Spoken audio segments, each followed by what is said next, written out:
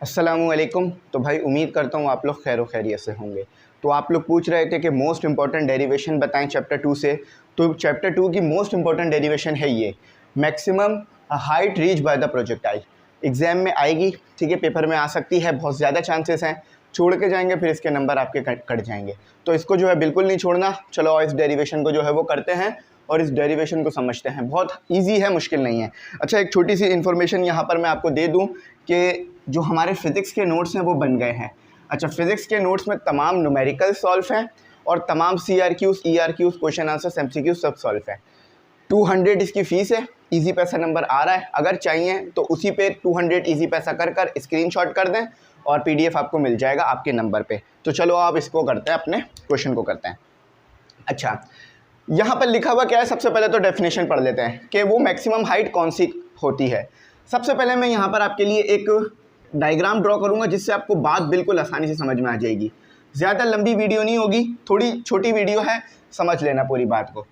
देखो भाई, maximum height वो पॉइंट होता है जहाँ पर आपकी बॉल मैक्सिमम तक गई है, यानी सरफेस से उसने जो मैक्सिमम डिस्टेंस कवर किया है वो आपके पास, यानी मैक्सिमम हाइट जो कवर की है वो आपके पास मैक्सिमम हाइट है। यानी आप बॉल को शॉट मारते हो, ठीक है, बॉल से आपने शॉट मारा, यानी बॉल पर आपने शॉट मारा। आप जब शॉट मारते हो तो बॉल आपकी एक मैक्सिमम हाइट तक जाती है, तो उसी को कहा जाता है मैक्सिमम हाइट, जो कि बहुत इजी है समझना। समझ लो यहाँ पर एक बैटर था, उसने शॉट मारा तो उसकी जो बॉल है वो इस पॉइंट तक मैक्सिमम गई, इसी को कहा जाता है मैक्सिमम हाइट, और यहाँ पर आके वो ड्रॉप हो गई। अच्छा, अब देखो इसको पता कैसे करना है। याद रखना, इसमें आपने सेकंड इक्वेशन ऑफ मोशन इस्तेमाल करनी है। ये आपके पास हॉरिजॉन्टल है, ठीक है, ये आपके पास है वर्टिकल। ये आपके पास हॉरिजॉन्टल कंपोनेंट है, ये वर्टिकल कंपोनेंट है। अगर मैं यहाँ पर वेलोसिटी बना दूँ, ठीक है, यहाँ पर मैं अगर वेलोसिटी बना दूँ, ये आ गई आपकी v, ये आ गया आपका v0, और ये आ गया आपका, इसको v को मैं इधर बना देता हूँ, ठीक है, ये v आ गया आपका, और ये आ गया vy, ठीक है, ये आपका वेलोसिटी आ गया, और ये v0x। याद रखना, v0x वही रहती है जो आप इनिशियली उसे देते हो, जैसा कि आपको पता है। अब यहाँ पर आओ, इस डेरिवेशन को करना कैसे है। यहाँ से लेकर यहाँ तक के डिस्टेंस को हम कहेंगे h। तो हम यूज़ करेंगे, here we use second equation of motion. अच्छा, सेकंड इक्वेशन ऑफ मोशन तो इस्तेमाल करेंगे, वो तो हमें पता है, लेकिन in term of vertical component, in term of vertical velocity या vertical component, in term of vertical component. अब ये क्या चक्कर है, कंपोनेंट्स। अब जरा इस चक्कर को समझो। देखो, आपके पास वेलोसिटी है ये वाली, ये आपके पास रिजल्टेंट वेलोसिटी है, इसके लिए भी आप सेकंड इक्वेशन ऑफ मोशन लिख सकते हो। ये आपके पास हॉरिजॉन्टल वेलोसिटी है, इसके लिए भी आप सेकंड इक्वेशन ऑफ मोशन लिख सकते हो। ये आपके पास Vy है, इसके लिए भी आप सेकंड इक्वेशन ऑफ मोशन लिख सकते हो। हम एक काम करते हैं, हम इस वेलोसिटी को इनिशियल ले लेते हैं। इनिशियल लेंगे तो v0 हो जाएगा क्या, ठीक है। तो अब ये Vi लिखेंगे हम इसे, या चाहो तो इसे भी v0y लिख सकते हो, लेकिन मैं Vi लिख रहा हूँ। सैम्पल्स कुछ भी यूज़ किए जा सकते हैं, उसमें कोई प्रॉब्लम नहीं होती, ठीक है। यहाँ पे मैं लिख देता हूँ कि ये VIY आपके पास V0y ही है, इसमें आपने कंफ्यूज नहीं होना, ठीक है। अच्छा, अब इसको ज़रा स्टार्ट करते हैं। सेकंड इक्वेशन ऑफ मोशन हम सब जानते हैं क्या होती है, S is equal to VIT plus half AT का स्क्वायर, ठीक है। ये सेकंड इक्वेशन ऑफ मोशन किसके टर्म में हो गई, ये सेकंड इक्वेशन ऑफ मोशन आपके पास इन टर्म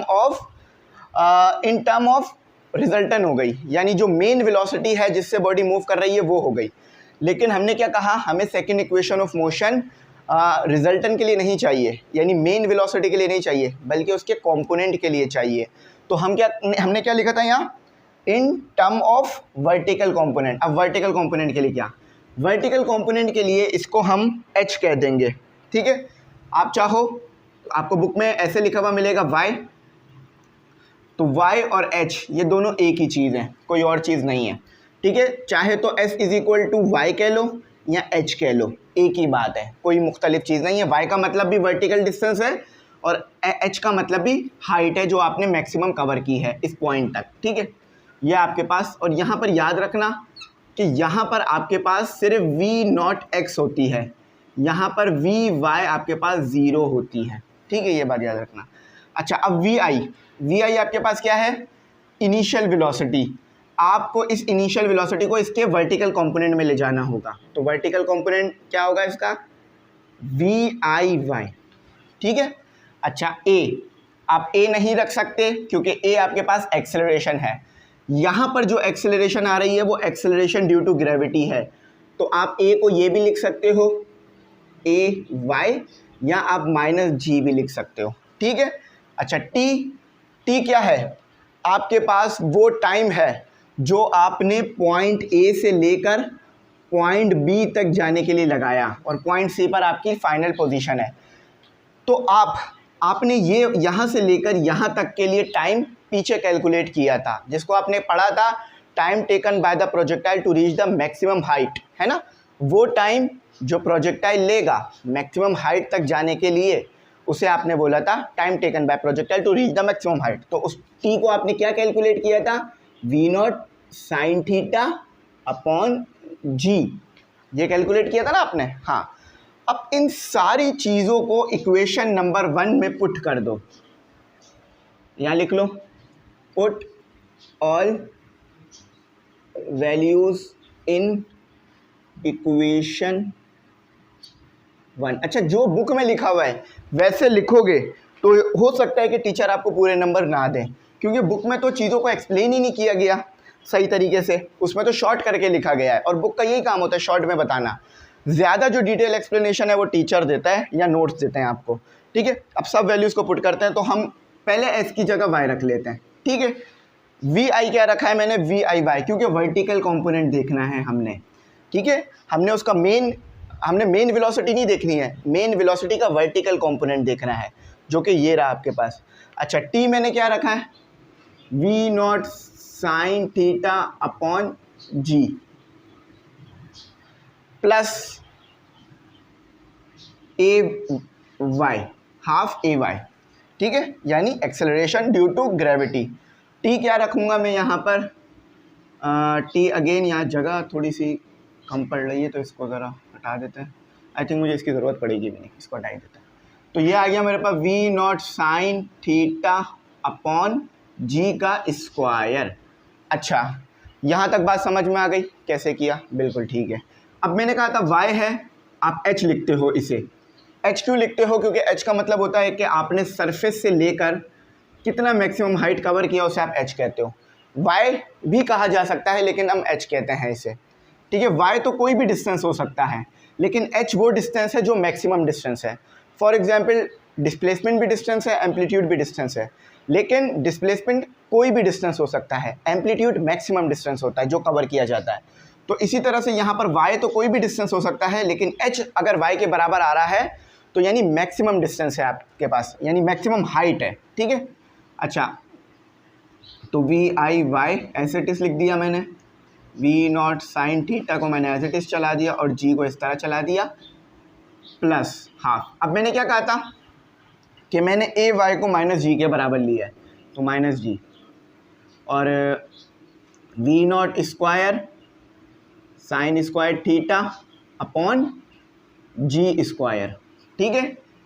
एक जी स्क्वायर से एक जी से और जी स्क्वायर कैंसिल हो गया, तो नीचे सिर्फ आपके पास जी बचा, ठीक है, नीचे सिर्फ आपके पास जी बचा। तो h is equal to V I Y V naught sine theta upon G, और ये प्लस माइनस माइनस हो गया, 2g के साथ मल्टीप्लाई हो गया, तो आपके पास क्या आ रहा है, V naught square sine square theta upon 2g।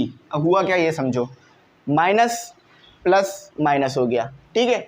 g ये एक टाइम था, ये दो टाइम था, तो आपस में कैंसिल हो गया, सिर्फ एक टाइम बच गया, 2 मल्टीप्लाई हो गया g के साथ, और V naught square sine square theta मैंने ऐसे लिख दिया।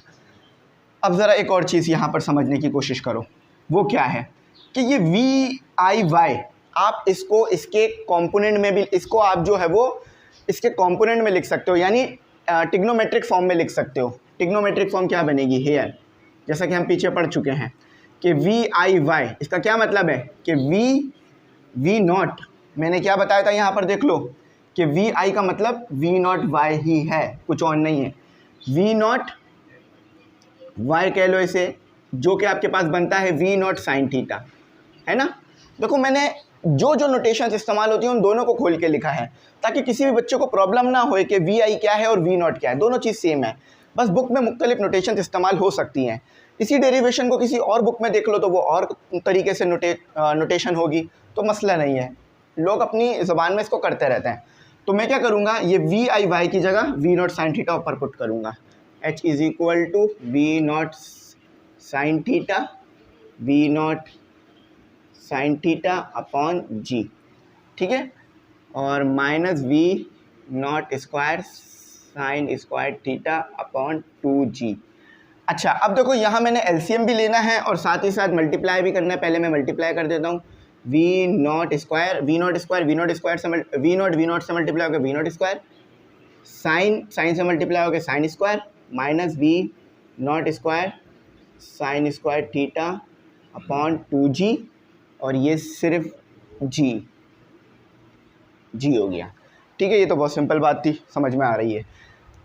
एलसीएम 2 यहाँ पर है, यहाँ पर भी आ जाएगा और इसके साथ भी आ जाएगा, एलसीएम ले लिया जाएगा। तो ये हो गया 2 V naught square sine square theta minus V naught square sine square theta upon 2g। 2 इसके साथ भी आया, देखो 2 इसके साथ भी आ जाएगा, इसके साथ भी आ जाएगा, डिनोमिनेटर सेम हो गए हैं तो 2g हो जाएगा आपके पास। अच्छा अब मैं इसको फाइनल करके लिखूंगा, देखो ये क्या है, V naught square sine square theta, V naught square sine square theta, ये 2 टाइम्स है, ये 1 टाइम्स है, आपस में माइनस हो जाएंगे, तो आपके पास जो आपका फाइनल आंसर आएगा वो मैं यहाँ लिख रहा हूँ। फाइनल आंसर आपका आ रहा है h is equal to V naught square sine square theta upon 2g। ये आपका फाइनल आंसर है। ये वो फॉर्मूला है जिसकी वजह से या जिसकी मदद से आप जो है वो मैक्सिमम हाइट पता कर सकते हो। आपको इसको चेक कर लेते हैं, बिल्कुल यही आया, V naught square sine square theta upon 2g, ठीक है। तो ये इसकी डेरिवेशन थी जो कि मैंने पूरी की पूरी बोर्ड पे एज इट इज उतार दी। अच्छा ये डेरिवेशन बुक से कॉपी नहीं है, क्यों कॉपी नहीं है, क्योंकि बुक में बहुत सारी चीज़ें एक्सप्लेन नहीं हुई थी। ये डेरिवेशन मुझे खुद भी आती थी तो मैंने ये आपको कराई है। आप अगर एज इट इज़ ये डेरिवेशन जाके लिखोगे, अच्छा मुझसे किसी ने पूछा था सर अगर मैं ये ना लिखूं सिर्फ ये लिख दूं तो आपको इसके 2 या 1 नंबर मिलेगा या 3 मिल जाएंगे, ज़्यादा से ज़्यादा, पूरे कभी नहीं मिलेंगे। क्यों, क्योंकि ये डेरिवेशन है, मैथ का कोई सम नहीं है, मैथ का कोई सवाल नहीं है। आपको वर्डिंग लिखनी होगी, आपको बताना होगा कि आप क्या काम कर रहे हो। अब देखो यहाँ पर वर्डिंग को समझो, पूरी डेरिवेशन समझ में आ गई या वर्डिंग खुद ही समझ में आ जाएगी। द मैक्सिमम वर्टिकल डिस्टेंस, देखो इसको कहा जा रहा है maximum vertical distance covered by the projectile is called maximum height. जो कि प्रोजेक्टाइल यानी ये ऑब्जेक्ट कवर करता है उसको हम बोलते हैं मैक्सिमम हाइट। यानी जो मैक्सिमम वर्टिकल डिस्टेंस, ये देख रहे हो ये वर्टिकल डिस्टेंस है ना, वर्टिकल का एक्सेस है, तो जो मैक्सिमम वर्टिकल डिस्टेंस आपका प्रोजेक्टाइल कवर करता है उसको आप बोलते हो मैक्सिमम हाइट, ठीक है, जो कि मैंने बता भी दिया था। It is denoted by H. अब पता चला इसको y क्यों नहीं लिखते हैं, h क्यों लिखते हैं, क्योंकि अगर y लिखोगे तो कोई भी डिस्टेंस हो सकता है, लेकिन h लिख दोगे तो पता चल जाएगा कि मैक्सिमम जो है वो हाइट है, ठीक है, या मैक्सिमम डिस्टेंस है। अच्छा, the maximum height reached by the projectile can be found by using formula. तो जो ये आपके पास हाइट होती है इसको आप पता कर सकते हो इस फॉर्मूले से, और इसको ड्राइव कर सकते हो सेकंड इक्वेशन ऑफ मोशन से। बुक में इन्होंने डायरेक्ट यहाँ से शुरू करी डेरिवेशन, बुक में इन्होंने डायरेक्ट डेरिवेशन शुरू करी इन्होंने यहाँ से।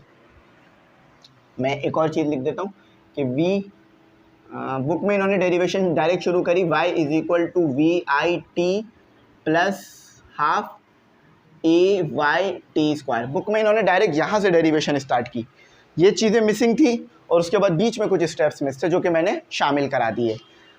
उम्मीद करता हूँ बात अच्छी समझ में आई होगी, ठीक है। ग्रुप वाले स्टूडेंट्स के लिए मैं इसका जो है वो स्क्रीनशॉट भेज दूंगा ग्रुप पे, तो वो वहाँ देख सकते हैं। अगर नहीं समझ में आया तो पूछना, मैं ज़रूर बताऊँगा, ठीक है।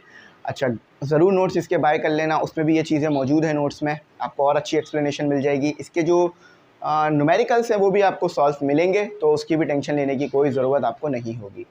Thanks for watching. अल्लाह हाफ़िज़। अपनी कीमती दुआओं में